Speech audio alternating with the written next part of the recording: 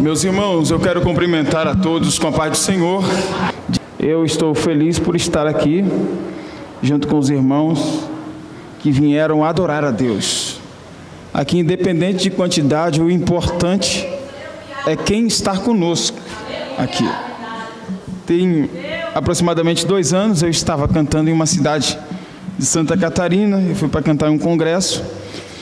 E o pastor, cheguei um dia antes, o pastor falou: hoje vai ter culto de ensino, você vai? Eu falei: eu vou.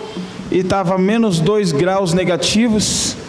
E tinha 4 irmãos dentro da igreja, uma catedral. E o pastor falou: alguém quer uma oportunidade? Antes de eu ministrar o ensino. Aí uma irmã levantou e falou assim: pastor, eu quero. E ela pegou o microfone e falou assim: pastor, eu não poderia ficar sem vir hoje, porque eu sabia que hoje, com esse frio todo, ia ter pouca gente.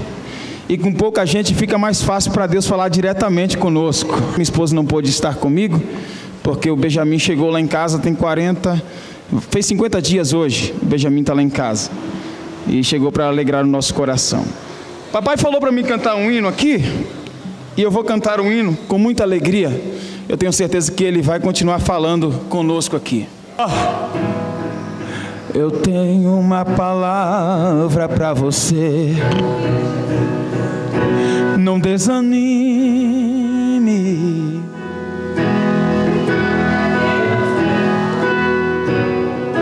Tudo que você pediu para Deus já está vindo. Eu estou profetizando aqui. Escuta. Esses dias Deus te viu chorar no seu canto escondido.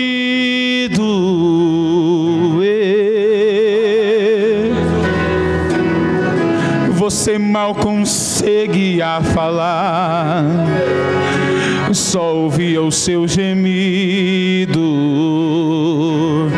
Eita, glória a Deus! Mas o Deus que me enviou aqui, Ele sabe de tudo.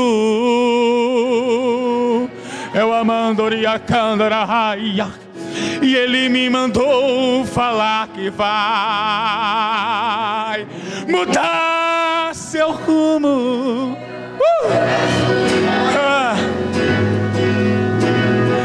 Ele está enviando socorro para sua alma. Enxugue essas lágrimas do rosto e tenha calma. Levanta a mão para o céu, porque eu quero profetizar na tua vida. Ei! Vai passar. Eu sei que essa luta logo vai passar.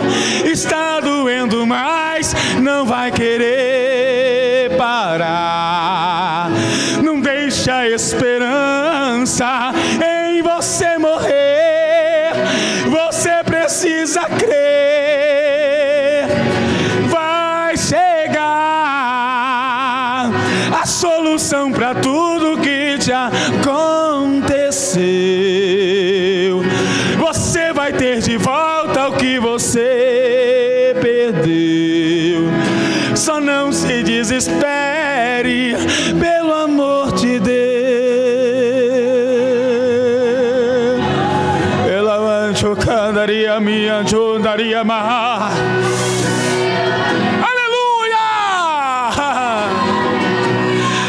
profetizar na tua vida nessa noite, mas eu quero profetizar da maneira mais correta possível.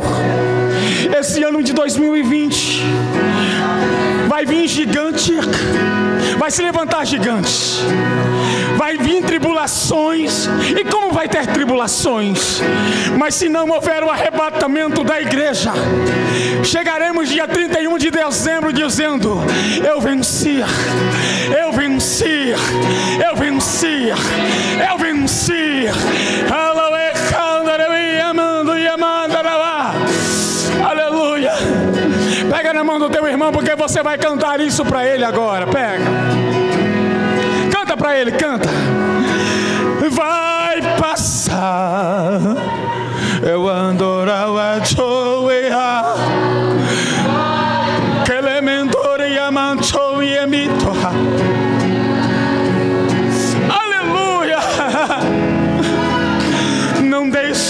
esperança em você morrer. Você precisa crer, vai chegar. Que te aconteceu? Você vai ter de volta o que você perdeu. Só não se desespere, pelo amor de Deus. Vai passar. Oh, aleluia. Você está sentindo Jesus aí? Diga glória a Deus. Escute, eu vou cantar a última canção. Há 4 anos eu e minha esposa trabalhamos em missões em países muçulmanos, tanto da África como do Oriente Médio. E há 4 anos atrás, no ano de 2016, nós fomos a primeira vez para o Oriente Médio fazer tráfico de Bíblia, em um país 99% muçulmano. Só para vocês terem uma noção, lá é proibido o evangelismo. Evangelismo é ato de terrorismo, você pega de 2 a 3 anos de prisão por fazer evangelismo. Aí papai me mandou para lá para me traficar a Bíblia. Sempre fui crente, nasci no Evangelho e fui ser traficante no Oriente Médio. E eu lembro que minha esposa estava em um supermercado e nós já estávamos trabalhando há muito tempo naquela cidade e nós já tínhamos soltado Bíblia em todo Istambul. De repente ela entrou no supermercado, pastor Mário, para deixar uma Bíblia. E ela esqueceu uma Bíblia em cima de um carrinho do supermercado. E os policiais já estavam procurando os missionários que estavam lotando aquela cidade de Bíblia. E ela olhou para cima, tinha uma câmera filmando a ela. Ela viu uma grande movimentação de policiais entrando dentro do supermercado. E ela falou: Deus, e agora? E ela lembrou que enquanto nós estávamos lá, tinha um exército de joelho dobrado aqui no Brasil, orando por nós que estávamos na guerra. Aí ela escutou uma voz do lado direito do ouvido dela dizendo: saia pela porta de entrada, porque é a mesma de saída, porque o supermercado é a única porta de entrada e a de saída é a mesma. Saia, porque eu serei o Deus de livramento para você. Enquanto os policiais estavam procurando dentro do supermercado, tinha alguns que estavam na porta esperando alguém sair. E minha esposa passou no meio de 3 policiais. E até 2020 estão os policiais procurando a minha esposa no supermercado. Porque o Deus que leva é o Deus que traz. Ele é um Deus de livramento. Quando eu cheguei, pastor Mário, eu comecei a ler algumas cartas do apóstolo Paulo. Paulo sofreu a verdadeira perseguição. E quando chegou no livro de 1 Coríntios, no capítulo 9, e no versículo 16, que diz: porque embora eu anuncie o Evangelho, eu não tenho em que me gloriar, porque esta é uma obrigação que é imposta sobre mim. Aí Paulo completa dizendo: ai de mim, se eu não pregar o Evangelho. Aí papai me deu esta canção aqui, eu vou cantar só metade para mim correr. Olha o que Paulo estava dizendo para nós.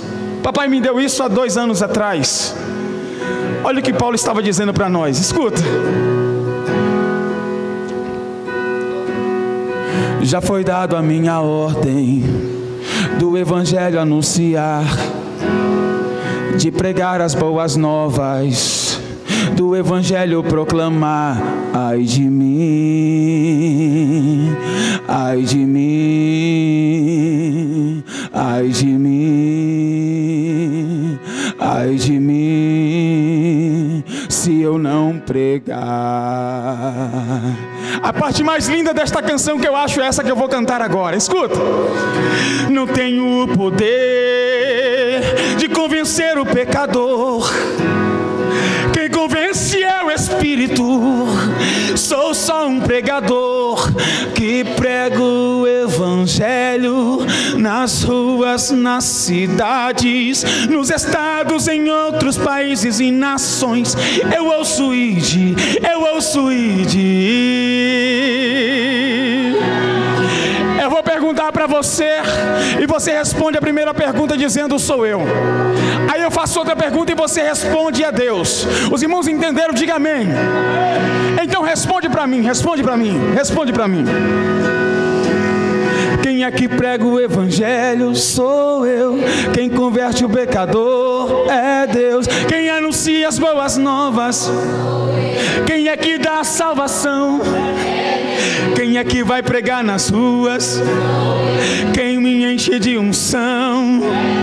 Quem ora pelos perdidos? Quem transforma as pessoas é Deus.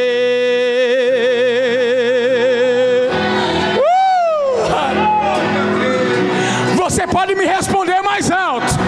Responde mais alto, responde, responde. Quem é que prega o evangelho? Quem converte o pecador? Quem anuncia as boas novas? Quem é que dá a salvação? Quem é que vai pregar nas ruas? Quem me enche de unção? Quem ora pelos perdidos? Quem transforma as pessoas é Deus.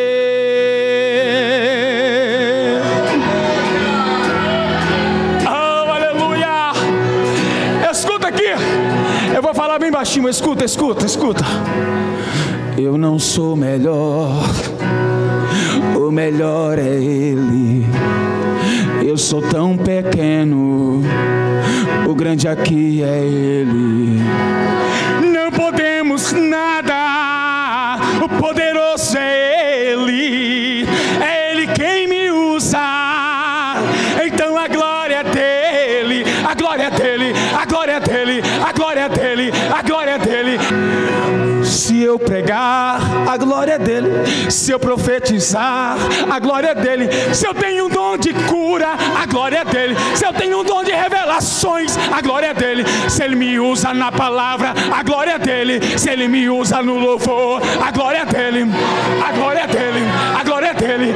Tem momentos que a gente é frequente em alguma atividade dentro da igreja, e às vezes vem alguns irmãos e vêm parabenizar a nós, e se nós não tomarmos cuidado, isso entra para dentro do coração, mas a estratégia do diabo vai ser quebrada aqui hoje. Levante as vossas mãos e diga: a glória é dele. Canta, canta. A glória é dele, a glória é dele, a glória é dele. Queridos, abra sua Bíblia aí no livro de Neemias. Neemias, no capítulo de número 6 e o versículo de número 3. Eu já quero rogar as orações dos irmãos. Eu estou há 47 dias da minha viagem para o Oriente Médio, e quem quiser ir comigo, lá tem vaga para pregar, viu, irmão? Lá tem vaga. O país que nós vamos faz divisa com a Síria, Afeganistão, Irã e Iraque, e nós já vamos há 4 anos. E só uma curiosidade para vocês, lá tem 87 milhões de habitantes, e dentro desses 87 milhões, nós temos apenas 3 mil cristãos que servem a Deus escondido por lá. E eu louvo a Deus porque quando nós começamos em 2016, eu não vou falar o nome do país porque está filmando, mas pode deixar filmando. E quando nós começamos em 2016, nós tínhamos apenas 1.400 irmãos, aproximadamente. E passa-se 4 anos e a quantidade de cristãos lá. Ore por nós, não é uma tarefa fácil. Os irmãos que quiserem ver algumas imagens depois, no final do culto, eu estou ali com o celular e mostro para vocês. E não é uma tarefa fácil, mas é gratificante. Nós temos um dos frutos lá, pastor Mário. Uma certa vez, há 3 anos e meio atrás, foi uma muçulmana em um orelhão para fazer uma ligação, e uma das nossas equipes tinha acabado de fazer esse trabalho de Bíblia. Como não podemos entregar as Bíblias nas mãos dos muçulmanos, nós saímos, enchemos as nossas mochilas de Bíblias. É totalmente ilegal tudo isso. E nós carregamos as mochilas cheias de Bíblias e sentamos num banco de praça e esquecemos uma Bíblia em árabe no banco de praça. Vamos em um ônibus e esquecemos uma Bíblia no ônibus. Vamos fazer de conta que vamos usar o orelhão e deixamos uma Bíblia em cima do orelhão. Banheiro público, estações, e nós vamos esquecendo Bíblia e esquecendo. Dá uma amnésia gospel em nós, irmão, nós estamos esquecendo Bíblia. E há 3 anos e meio atrás nós tivemos um fruto maravilhoso da irmã Necher. Ela foi em um orelhão e ela encontrou uma Bíblia em árabe em cima do orelhão, e ela estava passando um momento difícil. E quem sabe estuda um pouco sobre os muçulmanos, eles oram 5 vezes ao dia para Alá, que é o Deus dos muçulmanos. São rezas repetitivas, e ela fazia essas rezas repetitivas todos os dias, 5 vezes ao dia. E Alá não é um Deus comunicativo como o nosso.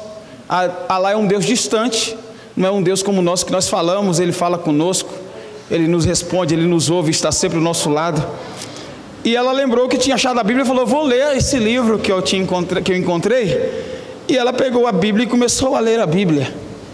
E a mesma Bíblia que ela leu e que nós temos aqui, diz: conhecereis a verdade, e a verdade vos libertará. E ela foi lendo cada uma passagem bíblica, chamava ela para ler a próxima, pastor Marcos. E quando chegou no livro de Apocalipse, no capítulo de número 3, e o verso de número 20, que diz: eis que eu estou à porta e bato. Se alguém abrir a porta, eu entrarei, eu cearei com ele, e ele vai cear comigo. Você sabe o que ela foi fazer? Ela preparou uma mesa de jantar para Jesus. Ela morava sozinha, deixou a porta da casa dela aberta, marcou o horário com Jesus e falou: eu quero que tu entre na minha casa, porque tu és o meu convidado especial para o jantar desta noite. Deu o horário que ela marcou com Jesus, a porta aberta, e Jesus não apareceu para ela. Ela saiu para fechar a porta, pois não esperava mais Jesus chegar na casa dela. E quando ela pega na maçaneta da porta para fechar, aparece um homem de branco dentro da casa dela e fala: filha, você não marcou o horário comigo, você não deixou a porta da tua casa aberta. Eu sou aquele que estou sendo convidado por ti, e eu entrei para fazer morada nesta casa. Ela caiu de joelho dobrado, entregou a vida dela para Jesus, e ela ceiou, sentiu como se Jesus estivesse ao lado dela. Ela foi deitar e uma luz ainda estava acesa, e ela falou: mas já desliguei o interruptor da luz. Aí a voz apareceu no quarto e falou: eu saio, eu entrei nessa casa e eu não vou sair mais dessa casa, porque você me convidou. E hoje, para a glória de Deus, ela é uma missionária em uma das cidades desse país que eu vou, porque Jesus teve pressa na vida dela. E ela é uma missionária, ela trabalha em um campo de refugiados naquele lugar. Ore pela irmã Necher. E agora em março nós estaremos juntos, em nome de Jesus. Os irmãos acharam? Diga amém. Amém. Outro dia eu venho só para contar testemunho aqui, tá bom? Vamos ler para nós ganhar tempo. A minha tradução é um pouco diferente da de vocês, talvez, mas você vai ver que o significado é praticamente a mesma coisa das palavras. A minha tradução diz assim: e enviei-lhes mensageiros dizendo: estou fazendo uma grande obra, de modo que eu não posso descer, que eu não posso parar. Por que cessaria a obra enquanto eu a deixo e desço até a vós? E enviei-lhes mensageiros dizendo: estou fazendo uma grande obra, de modo que eu não posso descer, de modo que eu não posso parar. Por que cessaria a obra enquanto eu a deixo e desço até a vós? Queridos, o livro de Neemias é um livro que nos ensina muitas coisas, entre elas o fator de liderança, entre elas o fator de oração, entre elas um fator de servidão, entre elas um fator de se importar com a vida do próximo, entre elas um fator de intercessão. E quando você começa a ler os primeiros capítulos e os primeiros versículos do livro de Neemias, você vai notar no decorrer do texto que você vai lendo, que o livro de Neemias não foi escrito por um historiador que pesquisou ou soube da história de Neemias. Pelo contrário, você vai ver que a narrativa do texto vai dizendo, com o próprio Neemias contando a sua história, e ele começa dizendo que ele estava trabalhando no palácio do rei Artaxerxes, quando o seu irmão Hanani chegou junto com alguns que tinham escapado do cativeiro babilônico e foram ter com Neemias. E quando encontra-se com Neemias, eu imagino a alegria que se deu no coração de Neemias por reencontrar os seus irmãos e de saber que aqueles que estavam aprisionados de outrora estavam livres agora e estavam junto com Neemias. E tudo aconteceu de uma mudança repentina, mudou tudo na vida de Neemias, após Neemias fazer duas perguntas para o seu irmão Hanani. E as perguntas que Neemias fez para Hanani foram: como que está a situação do nosso povo? Como é que está a situação dos muros de Jerusalém? Já foram levantados? E quando o seu irmão Hanani responde a Neemias, a vida de Neemias muda de baixo para cima ou de cima para baixo, enfim, muda totalmente o oposto do sentido que estava levando. Porque o seu irmão responde: ora, Neemias, o nosso povo estão aprisionados, o nosso povo estão escravizados, estão sendo humilhados no cativeiro babilônico. E outra, Neemias, os muros de Jerusalém, você soube que já estavam derrubados e continuam derrubados. Os portões da cidade de Jerusalém estão queimados, estão jogados sobre o chão, e ninguém se levantou para fazer esta obra. A obra de reerguer os muros de Jerusalém, ninguém se levantou, ninguém se importou para aquela obra tão necessitada para fazer esta obra reerguer. Quando Neemias soube as duas notícias, das duas respostas que ele tinha perguntado, a Bíblia fala que Neemias chorou. A Bíblia fala que Neemias lamentou e que Neemias jejuou por dias. A Bíblia não fala que Neemias jejuou e orou por um dia só. Não fala que ele jejuou e orou por alguns momentos, jamais. A Bíblia fala que Neemias jejuou, lamentou e chorou por dias. Por dias. Aquele ano que ele encontrou com seu irmão era entre novembro e dezembro daquele ano. Agora passa-se entre 4 a 5 meses, entre maio e abril daquele ano, entre abril e maio daquele próximo ano, e Neemias não tinha falado nada ao rei acerca da reconstrução dos muros e do projeto que Deus tinha colocado no coração dele. Naquele tempo, Neemias era o copeiro do rei. Só para te esclarecer, Neemias era copeiro, e os serviços do copeiro, o copeiro era contratado exclusivamente para provar do vinho, antes de servir o vinho para o rei, porque naquela época muitos reis eram envenenados através do vinho, e Neemias foi contratado para provar do vinho, para ver se não tinha veneno, e depois servir ao rei. Neemias era o copeiro do rei. E vocês sabem muito bem que a simbologia do vinho significa alegria. E os copeiros daquele tempo serviam ao rei com alegria. Com alegria na tua alma, no teu rosto. Era prazeroso para os copeiros servir ao rei, e era prazeroso para os reis ver a alegria dos copeiros servindo a ele. Aí Neemias coloca o propósito no coração de reerguer os muros. Só que antes de Neemias ir falar com o rei para liberá-lo para fazer esta obra tão necessitada e tão carente, a Bíblia vai dizer no capítulo de número 1 e no verso de número 4, que antes de Neemias chegar até o rei para pedir autorização e marcar alguma coisa com o rei para conversar acerca da reconstrução dos muros, a Bíblia fala que Neemias, ele foi para a oração. Antes de ele jogar o projeto na mesa para o rei saber o que ele iria fazer em Jerusalém, Neemias foi primeiro falar com aquele que estava colocando o projeto no coração dele. Porque não existe uma grande obra sem antes passar pelo processo da oração. Se você está batendo nas portas e as portas estão fechadas, talvez esteja faltando a chave chamada oração na tua vida. Talvez se você esteja buscando uma cura e você já bateu em todas as portas e as portas ainda continuam fechadas, talvez estão faltando o processo da chave chamado processo da oração.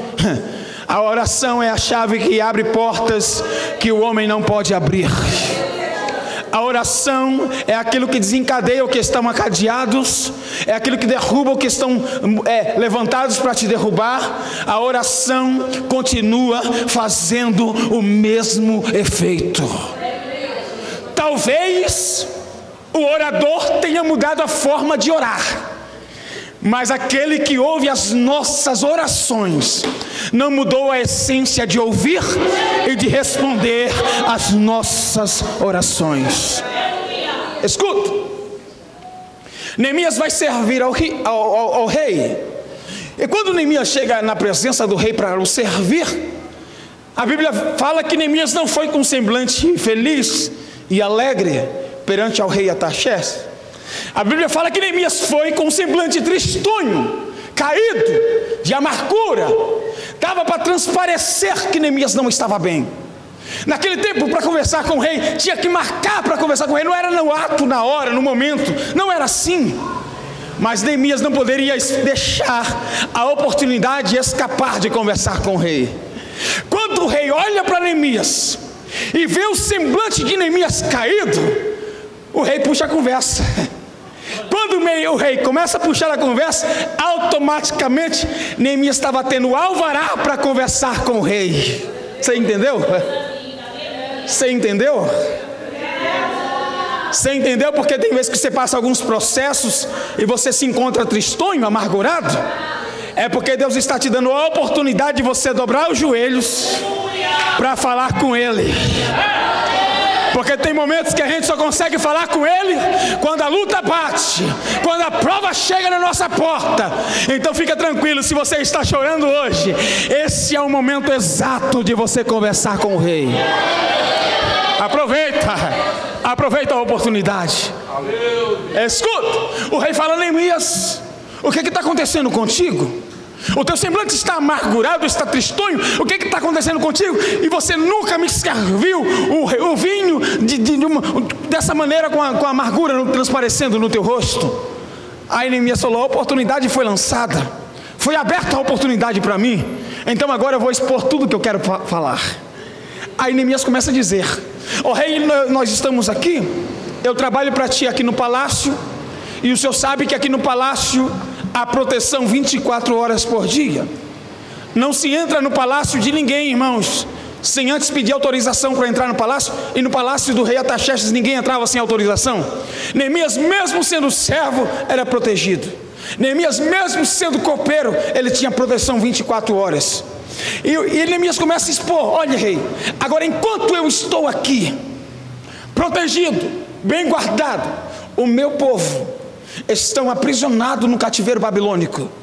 A cidade do meu povo, dos meus antepassados, que derrubaram os muros, estão sem proteção, derrubaram os portões, não tem proteção nenhuma na cidade, entram na hora que querem, fazem o que querem dentro de Jerusalém, e por isso a amargura no meu rosto, no meu coração, e a tristeza paira sobre o meu rosto.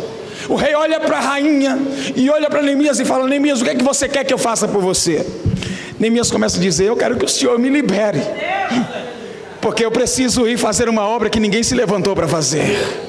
Eu preciso sair daqui e fazer algo que ninguém nunca se levantou para fazer. Já faz muito tempo, ó rei, que os muros estão jogados ao chão, que os portões estão queimados em sinal de humilhação, e ninguém se levantou para fazer esta obra, mas eu preciso fazer.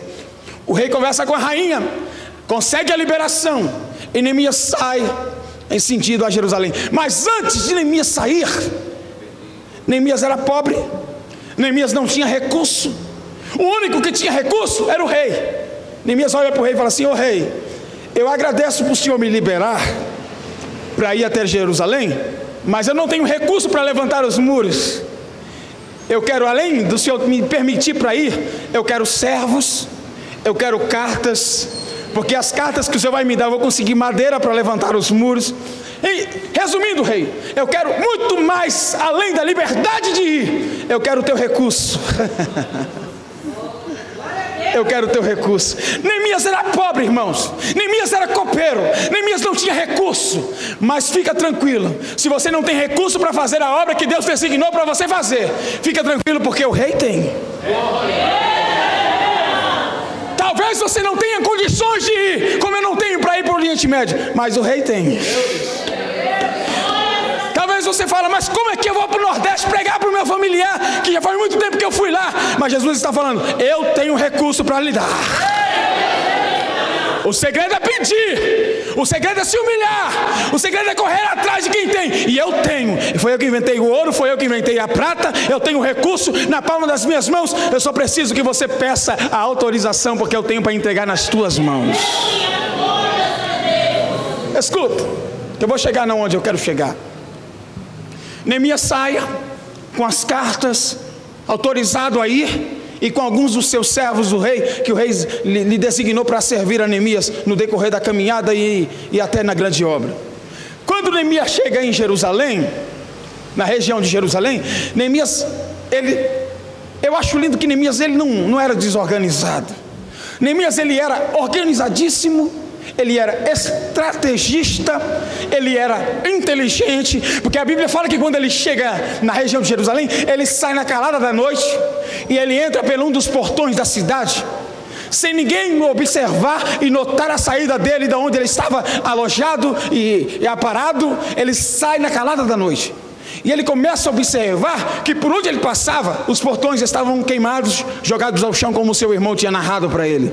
Os muros estavam jogados ao chão, os escombros, a situação da imagem que ele estava vendo era tudo aquilo que o seu irmão tinha narrado para ele. O que ele tinha ouvido falar através dos seus ouvidos, ele estava vendo através dos seus olhos.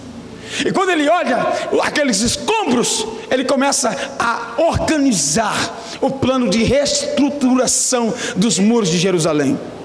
Quando Neemias começa a organizar, Neemias sabia que ali era zona de guerra, era zona de conflito, era zona de batalha.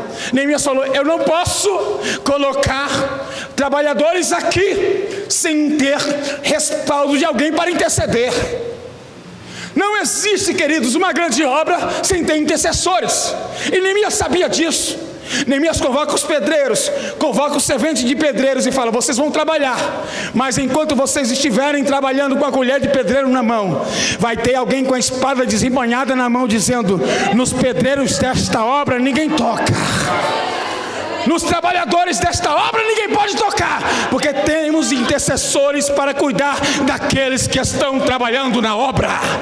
A obra de Deus é assim, queridos. Enquanto tem alguém com a colher de pedreiro na mão, com a mão na massa, tem que ter alguém de joelho dobrado orando por aqueles que estão trabalhando na obra.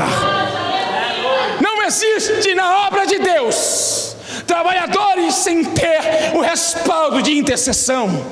O serviço da intercessão é muito bem aceito na obra de Deus. Vocês não têm noção o quanto. Vocês não têm noção o quanto que a intercessão vale muito. Eu lembro que no ano de 2018, nós estávamos indo para 3 países muçulmanos da África, eu e minha esposa: Marrocos, Senegal e Guiné-Bissau, que é metade muçulmano e metade feiticeiro. Quando nós chegamos em Marrocos, Casablanca, nós estávamos com uma equipe de 14 missionários, eu e minha esposa que organizamos tudo isso. E quando nós chegamos lá, chega 3 policiais dentro do aeroporto. Marrocos é 96% muçulmano e está na lista de perseguição entre os 50 países mais que perseguem cristão no mundo. Os policiais me abordam, me levam para o canto e falam: o que vocês vieram fazer aqui? E no meu visto para entrar no país, estava como turista. E eu falei: eu vim fazer turismo. Tinha outras coisas para mim fazer, que eu poderia falar para ele, mas eu não quis correr o risco. E eu falei: eu vim como turista, está aqui o meu visto. Ele falou: não, nós estamos esperando alguém para fazer um outro trabalho aqui. Me levou para um lugarzinho, minha esposa foi encostando, ele mandou minha esposa seguir, e eu fiquei aproximadamente 30 minutos, e eles procurando o que eu queria fazer dentro de Marrocos. Alguns policiais revistaram as minhas bagagens de bordo e não acharam o que eles estavam procurando. Aí chegou um policial estressado, falando em francês, dizendo: nós vamos lá embaixo buscar as 2 bagagens dele, porque lá tem o que nós estamos precisando. E eu comecei a clamar o sangue de Jesus, porque nós estávamos levando mais de 1 tonelada de doações. Eu não tinha nota fiscal de nada. E ele falou: eu posso buscar o que eu estou procurando lá da sua mala? E papai falou assim: diga para ele que pode. Eu falei: o senhor pode? Ele saiu: você tem certeza? Eu falei: absoluta. E ele saiu. Quando ele saiu, deu 2 passos, voltou para trás e falou: libera o homem, que ele não é o que nós estamos procurando.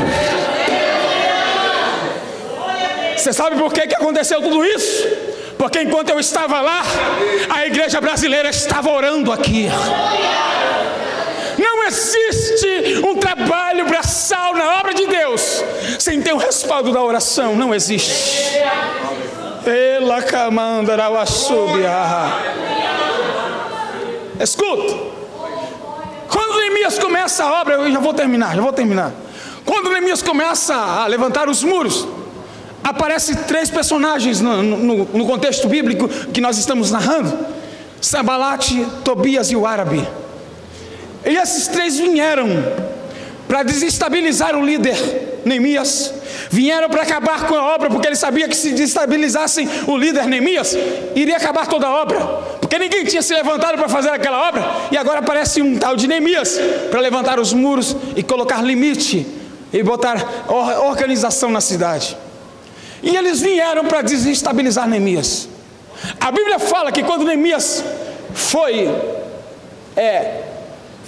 abordado por ele, e foi zombado por ele, e foi questionado por eles, a Bíblia não fala que Neemias ficou batendo boca com Sanbalate, Tobias e o árabe.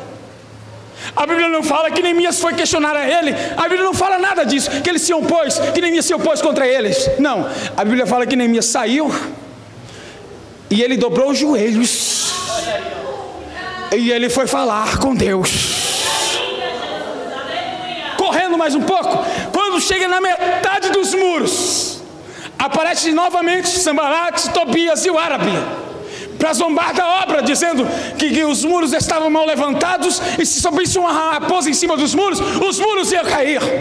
Neemias ficou irado, mas não pecou, porque quando Neemias viu a zombaria deles, a Bíblia fala que Neemias se retirou e foi orar de novo.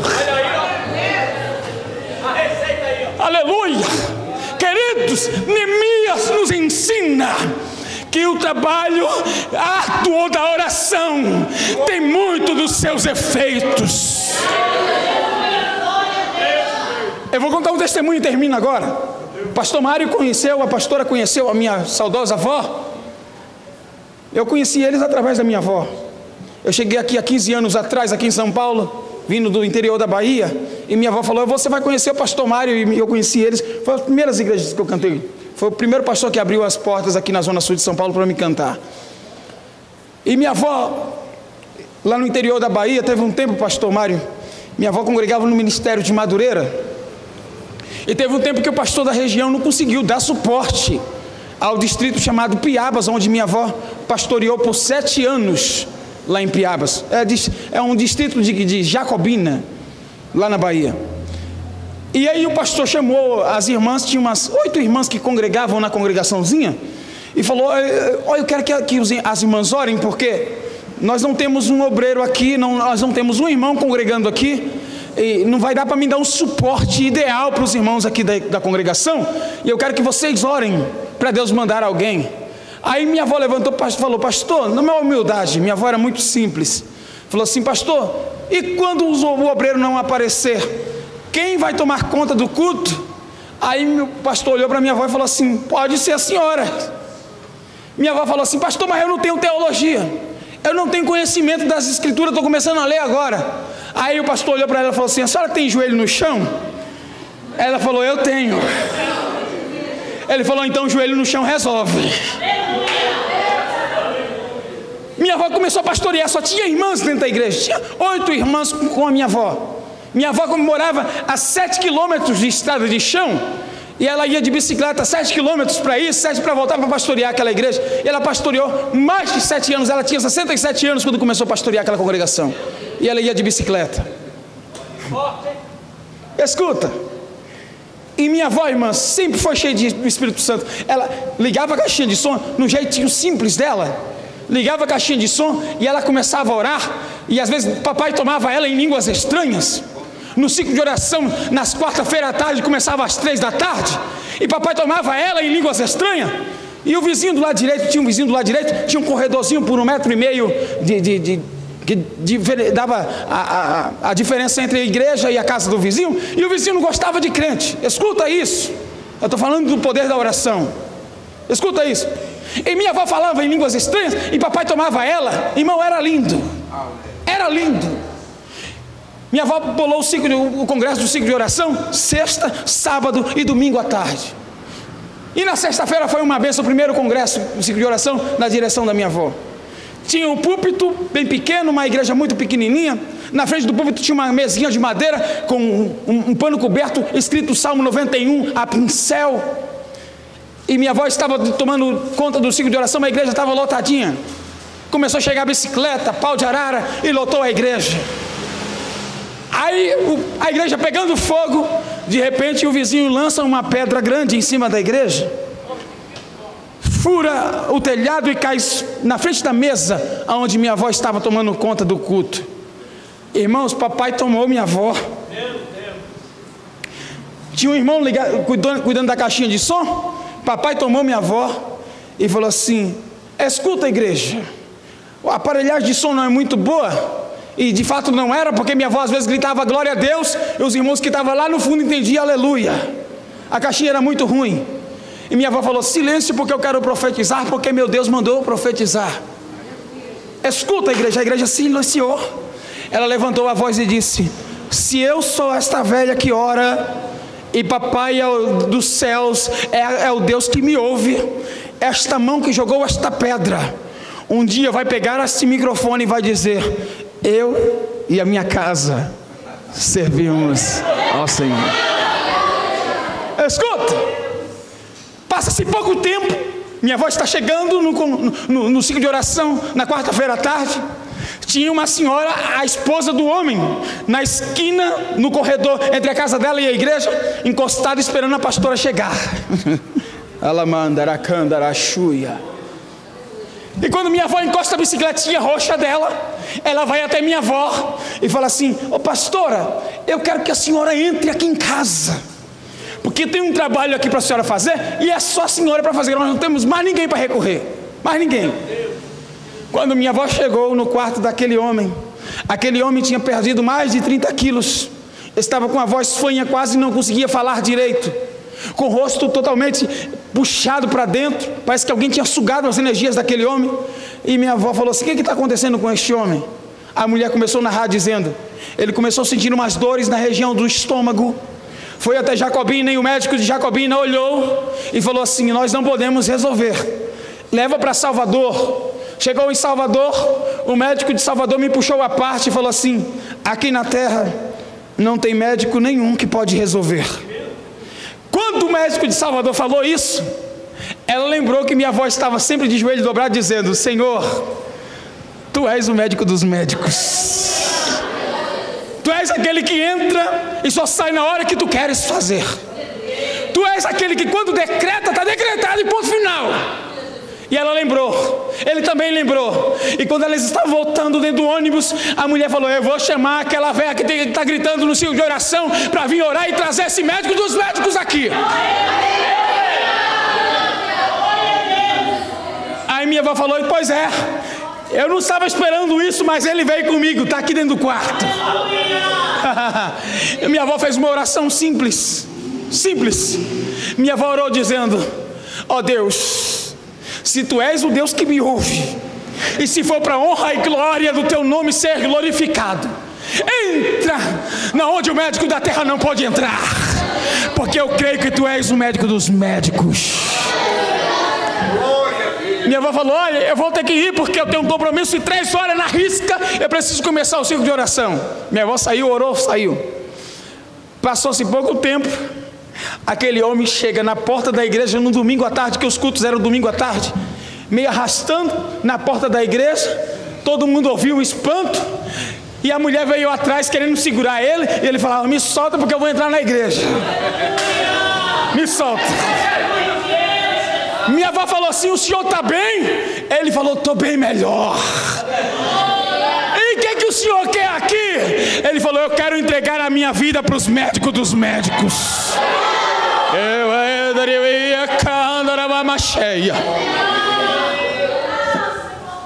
Escuta, o homem aceitou Jesus, a mulher que foi para segurar teve que aceitar também. O homem e a mulher aceitou Jesus no domingo à tarde. Passou alguns dias, o homem falou assim: eu quero testemunhar na igreja. Minha avó falou assim: não, aqui não se conta testemunho assim. O senhor vai ter que voltar lá em Jacobina, lá em Salvador, e fazer os exames tudo de novo, e depois o senhor vem aqui para contar o testemunho.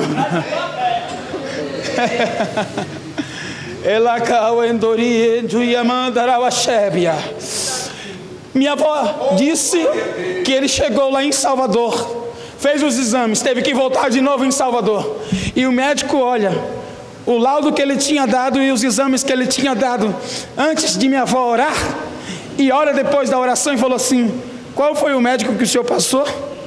Levanta a camisa para ver se tem cirurgia. O que está acontecendo nos 2 exames? Porque esse daqui está mostrando que tem o câncer na região do estômago, e esse daqui, teu estômago está limpo como de uma criança. Aí ele disse: foi uma velha que ora lá em casa, e falou que o médico dos médicos estava com ela lá dentro, e eu fui curado, e eu creio que o poder da oração dela me alcançou, e eu estou curado para honra e glória do nome dele.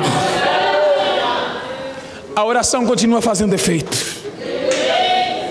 A oração continua fazendo efeito. Você vai ver no decorrer do livro de Neemias, no capítulo 1, como eu falei, no versículo 4 Neemias orou, no capítulo 4, no versículo 9 Neemias orou. Você vai ver no decorrer do texto, no capítulo 9, no capítulo 10, no capítulo 14 Neemias também orou, no capítulo de número 13 Neemias orou, e no versículo de número 31, quando termina o capítulo de número 13, e quando termina o livro de Neemias, a Bíblia fala que Neemias termina o livro dizendo: lembra-te de mim, ó Deus. Fica de pé comigo. O que não pode faltar na tua vida é oração. Pode faltar dinheiro para você, você recorre e tudo passa, o tempo ruim passa. Mas você quer viver uma fase ruim? Vive numa fase faltando oração. Quem ora, recebe. Quem clama, recebe. Quem busca a Deus, recebe de Deus. Eu quero chamar você aqui na frente, que já se esfriou no momento da oração. E hoje papai me trouxe aqui para falar acerca de oração. O que você não pode resolver na força do teu braço, vai para a oração, porque resolve.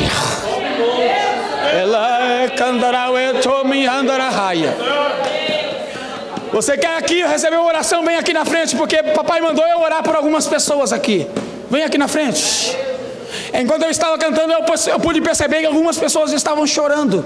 E papai falou: venha e fale de oração, porque enquanto vocês estiverem orando, a minha igreja estiver em fervor orando, eu vou descadeando os portões que estão encadeados, eu vou lançando por terra as obras do diabo, porque o poder da oração resolve tudo o que nós podemos buscar.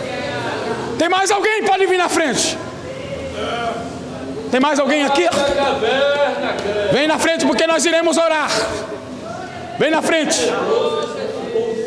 Moço, é muito bom você ter vindo aqui, porque papai mandou te dizer algo. Eu nunca te vi na vida, e eu acho que você está me vendo pela primeira vez. Mas papai me disse que Ele te deu um grande livramento através de um convite que você recebeu hoje. Que se você não tivesse vindo para cá, você ia receber um outro convite. E esse outro convite ia te levar à morte. Mas papai falou, diga para ele que eu sou o Deus de livramento para a vida dele. Eu não sei nem quantos anos o senhor tem, mas escuta esse homem aqui que nasceu no Evangelho e nunca se afastou desse Evangelho tão maravilhoso. O que o diabo tem para fazer para a tua vida é destruir a tua família, acabar com a tua história. E Jesus veio para dar vida para você e mudar totalmente o oposto do que você está vivendo. O que você está vivendo é um caminho que não te leva a nada, é uma fachada. Mas Jesus falou assim: diga para ele que eu sou o Deus da salvação, eu sou o Deus da libertação. Tu terás um futuro de excelência, filho. Através do momento que você aceitar o dono deste homem que eu estou falando aqui, da intimidade de nós termos de oração, de contato físico de Jesus. Jesus está falando para você, a partir do momento que você começar a servir, o teu futuro vai ser de excelência. Você quer entregar a tua vida para Jesus hoje? Hoje não? Escute o que eu estou te falando. Ore muito a Deus. Você está de pé não pelos méritos teus, não é por você ser forte, não é pelas tuas estratégias de fuga, não é por isso, é porque tem alguém que está orando por você. Que se não fosse o trabalho da intercessão na tua vida, você não estaria mais aqui hoje. Mas Jesus mandou te dizer: eu sou Deus que dei o livramento para ele hoje. Não passaria de hoje, mas a minha graça te alcançou através de um convite para você estar aqui hoje. Eu vou estar orando por você. Nunca esqueça disso que eu te falei aqui hoje, porque aparecerá momentos que você vai ter que lembrar disso, e você vai ter que recorrer aos pés deste homem chamado Jesus. Não esqueça. Os irmãos que estão aí, pode levantar as mãos aqui em direção a esses irmãos, que nós iremos orar. Antes de nós orarmos, tem alguém aqui que quer entregar sua vida para Jesus? Tem alguém aqui? Quer entregar sua vida para Jesus, moça? Quer? Eu já tem uma moça aqui, uma adolescente. E você? Você já é cristã? Tem mais alguém aqui? Tem mais alguém? Tem uma adolescente aqui, irmãos, entregando a sua vida para Jesus. Vamos orar. Levanta as mãos para cá. Ó Deus, Espírito Santo, a tua palavra foi pregada aqui, no nome de Jesus. e eu creio, Senhor, que essa mensagem, falando de oração, vai ficar dias no coração de alguém que aqui ouviu a esta palavra. Ó Deus, aqui está o teu povo, esta jovem que aceitou a Jesus, a ti como Salvador, este moço que estava aqui na frente, Senhor, que tu mandou eu entregar tudo que eu tinha falado para ele e que eu falei para ele. Continue, Senhor, cuidando dos passos desse moço. Senhor, traga ele para os teus pés. Senhor, cuida do teu povo aqui neste lugar, para que teu nome venha a ser glorificado. Ó Deus, faz desse moço um pregador da tua palavra. Restaura este moço. Eu não sei aonde ele frequenta, aonde ele vai, mas Senhor, coloca um caminho novo na vida deste moço. Eu creio no teu levantar, eu creio no teu cuidado, eu creio, Senhor, na providência na vida desses irmãos que estão aqui na frente. Oh Deus, entra onde eu não posso entrar, entra onde o pastor Mário não pode entrar, entra onde o médico não pode entrar, para que o teu nome venha a ser glorificado na vida dos meus irmãos aqui.